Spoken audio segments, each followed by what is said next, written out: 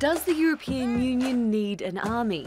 It's an idea that's been raised before, but it's now gaining traction from two of the Union's most prominent leaders. French President Emmanuel Macron and German Chancellor Angela Merkel have both said the Union should establish its own military force. Macron told members of Germany's parliament that Europe has to be stronger to prevent the world slipping into chaos.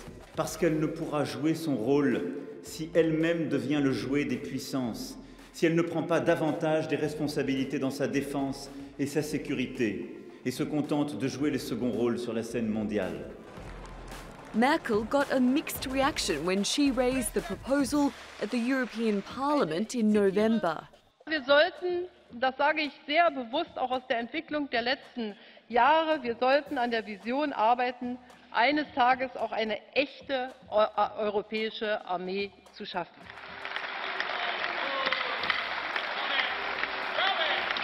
Both leaders say Europe needs to be better positioned to defend itself.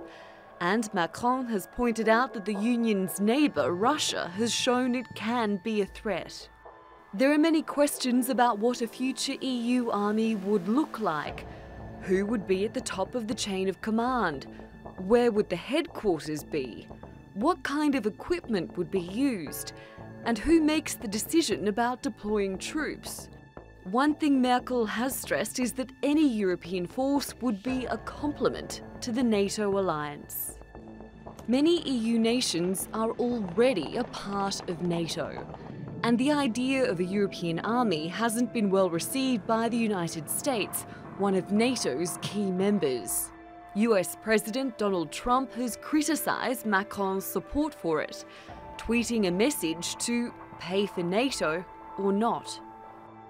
Trump has repeatedly demanded other members of the alliance commit to spending at least 2% of their GDP on their militaries.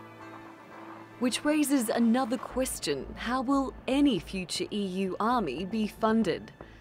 Merkel and Macron's vision for an integrated European force won't become a reality anytime soon. But is it a military strategy that needs to be considered in the first place? Natalie Poyhonen, The Newsmakers.